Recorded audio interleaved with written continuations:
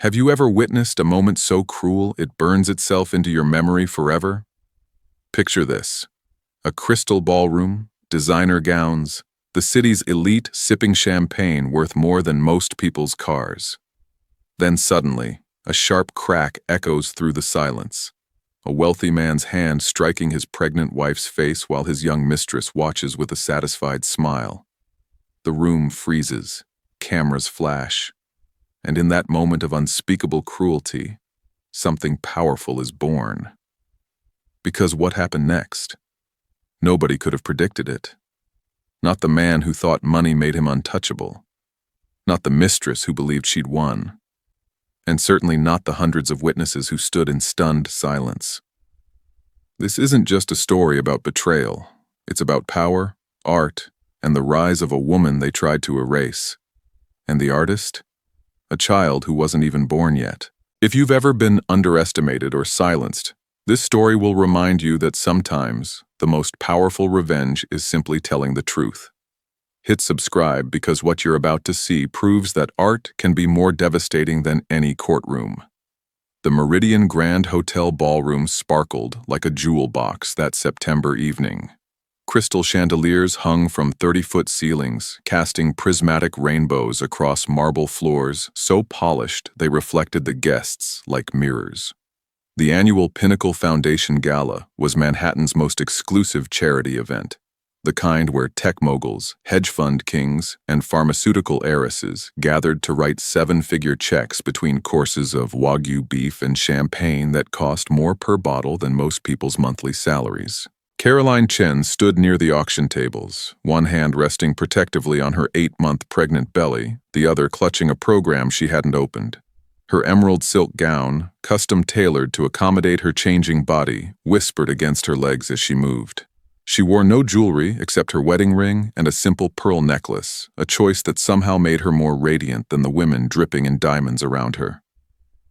Caroline had been Dr. Caroline Reyes before marriage, a trauma surgeon who'd saved countless lives in hospital emergency rooms across the city. She'd met Aiden Chen during a medical conference where he was the keynote speaker, talking about his pharmaceutical company's breakthrough in pediatric cancer treatments. Their first date was coffee that turned into an 8-hour conversation about medicine, purpose, and dreams. That was 3 years ago, when Aiden still looked at her like she hung the stars. Before success went to his head, before Amber Morrison entered their lives like a virus, slowly poisoning everything it touched. Now, Caroline watched her husband from across the room as he held court near the bar. Aiden Chen, 42 years old, wearing a tuxedo that cost more than most people's cars, his black hair styled to perfection, his smile practiced and empty, and beside him, touching his arm with casual ownership, was Amber. Amber Morrison was 26. Blonde, stunning in the way that required money and maintenance. She wore a red dress that left little to the imagination and a confidence that suggested she'd never been told no in her life.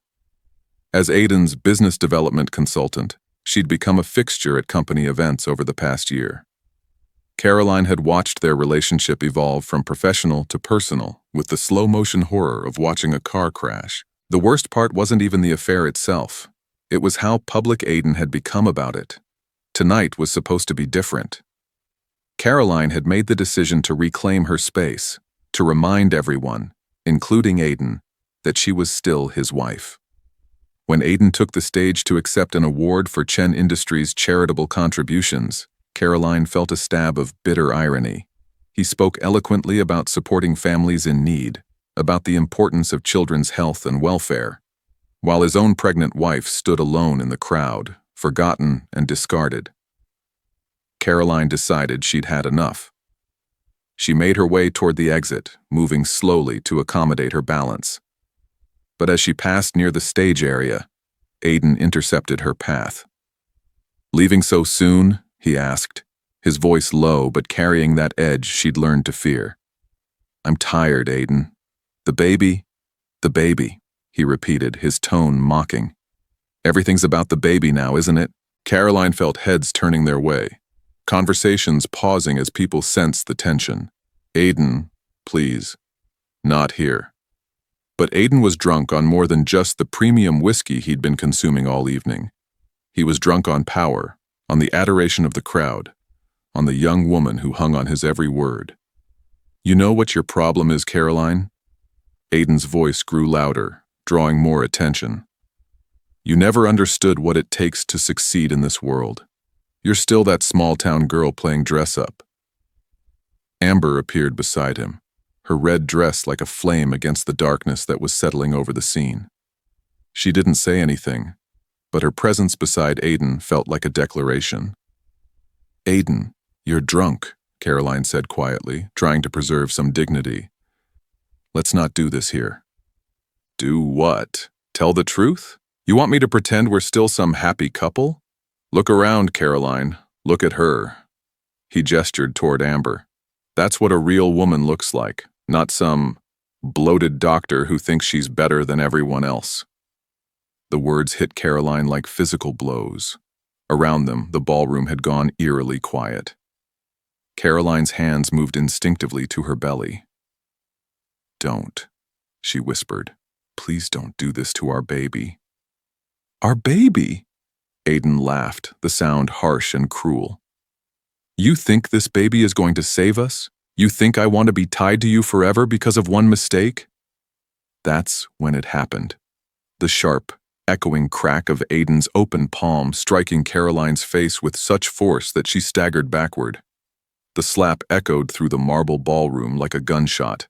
Caroline's hand flew to her cheek, her eyes wide with shock more than pain. Gasps rippled through the crowd. Phones appeared as if by magic, camera flashes lighting up the scene like lightning. Amber's reaction was perhaps the most telling. Instead of shock or horror, she smiled. A small, satisfied curve of her lips that several nearby guests noticed. But Caroline didn't cry. She didn't scream or strike back.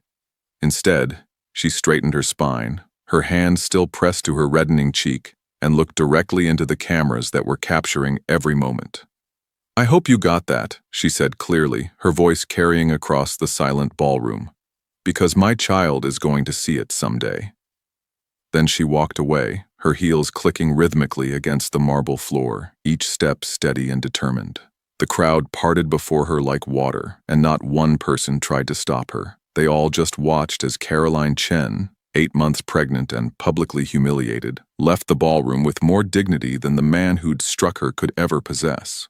By midnight, the video was viral. By morning, #JusticeForCaroline was trending worldwide. Caroline wasn't born to wealth or privilege. She grew up in a cramped apartment above her family's restaurant in Chinatown, where her parents had immigrated from the Philippines with medical degrees that weren't recognized in America and dreams bigger than their tiny apartment could contain. Medical school at Columbia was a scholarship dream come true, but it also meant 16-hour study days and eating ramen noodles for months at a time. Caroline's classmates came from families who summered in the Hamptons. She came from a family that worked every summer to pay rent. The pregnancy announcement came during what Caroline thought was a reconciliation period. When she saw the positive test, Caroline felt a flutter of hope. Maybe a baby was what they needed. Aiden's reaction was not what she'd expected. "Now?" he said, staring at the tiny shoes like they were a cancer diagnosis.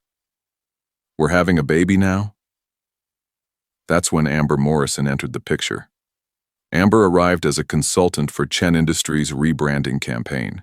She was everything Caroline wasn't: young, carefree, childless, and completely fascinated by Aiden's world. The affair wasn't even hidden. When Caroline confronted him, 6 months pregnant and exhausted, Aiden didn't deny it. "What did you expect?" he asked coldly. "You've become different, needy. Amber and I connect on a level that matters." "I'm carrying your child," Caroline said quietly. "And that's supposed to make up for everything else we've lost?" 3 weeks after the gala, Caroline went into labor.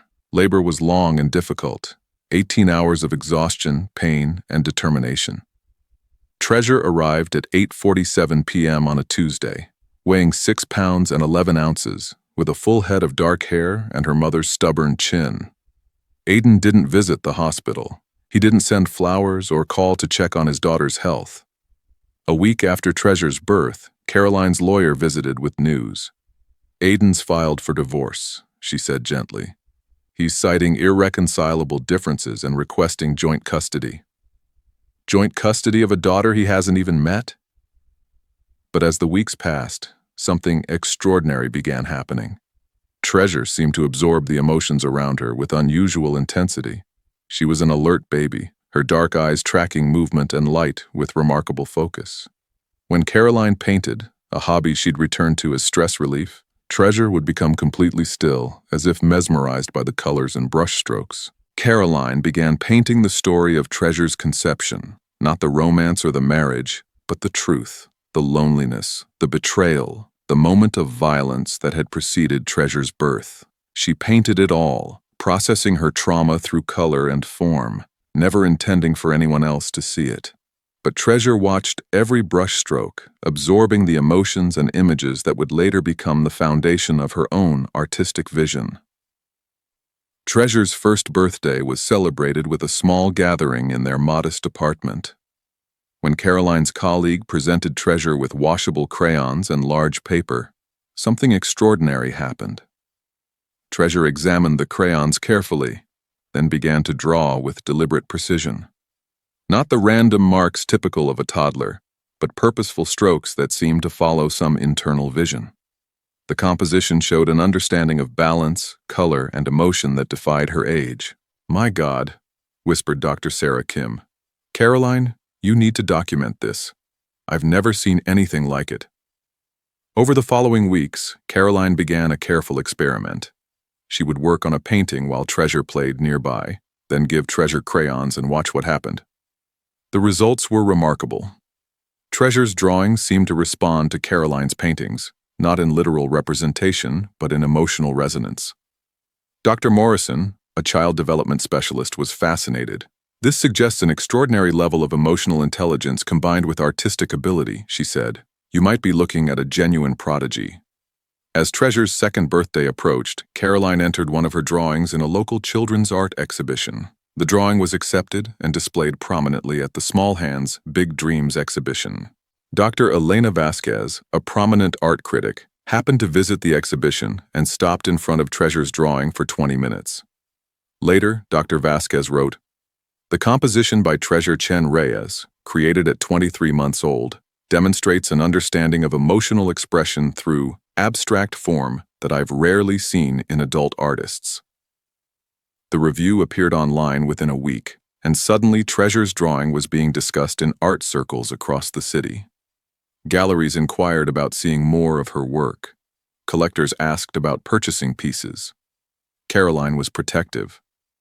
"She's a baby," she told reporters who called. "She's not for sale." But privately, Caroline began to understand that Treasure's gift was extraordinary, and that it might be connected to the trauma that had preceded her birth. Treasure wasn't just creating art. She was processing and transforming emotional content in ways that even adult artists struggled to achieve. Aiden first learned about his daughter's artistic recognition through a Google alert. The headline read, "Toddler artist creates masterpiece in response to father's public assault on mother." The articles included photos of Treasure's drawing, descriptions of her unusual talent, and careful mentions of the circumstances surrounding her birth. Sources close to the family suggest that Treasure Chen Reyes's artistic sensitivity may be connected to prenatal trauma, one article speculated. Aiden's attempts at damage control were pathetic. Chen Industries continued to struggle. Several major investors had pulled funding. The board had replaced Aiden as CEO.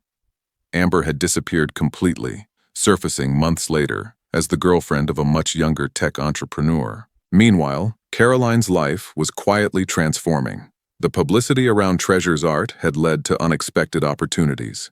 The Meridian Contemporary Art Museum approached Caroline with an unprecedented offer.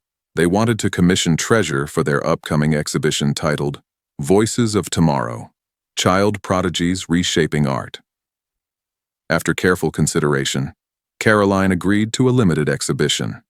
3 of Treasure's pieces would be displayed, with all proceeds going to a fund supporting children who'd experienced domestic violence in utero. The exhibition opening drew an unprecedented crowd. Treasure's 3 pieces were displayed in a specially designed children's area. The centerpiece was her response to Caroline's breaking point, now titled After the Storm by the museum curators. When reporters approached for interviews, Caroline was gracious, but protective. "Treasure's art speaks for itself," she said. "When she's old enough to articulate her own vision, that will be her choice." The exhibition ran for 3 months and drew over 100,000 visitors. Art schools began incorporating Treasure's work into discussions about child development and creativity. A movement was beginning, centered around a little girl who had no idea she was changing the world one brushstroke at a time. The courtroom was smaller than Caroline had expected when she filed to terminate Aiden's parental rights. Judge Patricia Hernandez presided with quiet authority as Aiden's legal team presented their weak case for maintaining his parental rights. Caroline testified calmly about the past 3 years. Treasure's development, her exceptional artistic abilities, the stable life they'd built together. She presented documentation of Aiden's complete absence. No child support payments, no birthday cards, no attempts at contact. "Your Honor," Caroline said, "this isn't about punishment or revenge. This is about protecting my daughter's right to grow up without the shadow of someone who chose to abandon her from the moment she was conceived." Dr. Jennifer Morrison testified about Treasure's remarkable development. "She's thriving in every measurable way. Introducing an unstable parental relationship at this crucial stage could be genuinely harmful to her psychological well-being." Judge Hernandez delivered her ruling with absolute certainty. Parental rights carry responsibilities that cannot be abandoned at will and reclaimed at convenience. Mr. Chen has demonstrated through his complete lack of action that he has voluntarily relinquished his role in this child's life. The termination was granted. Treasure's last name was legally changed to Chen Reyes, a hyphenation that honored both her heritage and her mother's strength. 5 years after that terrible night at the Meridian Grand Hotel, Treasure Chen Reyes was 8 years old and preparing for her first major solo exhibition. Through Treasure's Eyes, a child's vision of healing, would feature 24 pieces created over the previous year. The exhibition opening was attended by art world luminaries, celebrity supporters, and hundreds of children from local schools. When asked by reporters how it felt to see her work displayed, Treasure considered the question seriously. "It feels like sharing. My mama taught me that art is about showing people how feelings look. When people see my paintings and feel better, that makes me happy." The exhibition's impact extended far beyond the art world. The Treasure Chen Reyes Foundation had provided art therapy programs to over 3,000 children who had experienced trauma. The foundation's motto was simple: turn hurt into hope. Aiden had disappeared from public view entirely, reportedly living quietly under an assumed name. Some reports suggested he followed news of Treasure's success obsessively, but he made no attempts at contact. On the final day of Treasure's exhibition, as they sat together in the empty gallery space, Treasure asked, "Mama, do you think art really helps people?" Caroline looked at the painting that captured both their darkest and brightest moments. "I think your art helps people, sweetheart. It shows them that beautiful things can grow from sad things." Treasure nodded thoughtfully. "I want to keep painting forever. Is that okay?" Caroline pulled her daughter close. "That's more than okay, my love. That's perfect." As they left the museum together, Caroline reflected on their remarkable journey. The night Aiden had slapped her had felt like the end of everything. Instead, it had been the beginning of something magnificent. They had transformed the worst moment into a story that inspired millions, turning trauma into triumph through the simple act of refusing to let cruelty have the last word. Treasure would grow up knowing that she had the power to transform any darkness into light, any pain into beauty, any ending into a new beginning. The story that started with a slap in a glittering ballroom would continue for decades to come, written in colors and dreams and the endless possibilities that unfold when love and creativity work together to heal the world. If this story moved you, drop a comment about a time when art or creativity helped you through difficulty. Share this with someone who needs to remember that they have the power to paint their own ending, because artists turn everything into beauty, even the pain.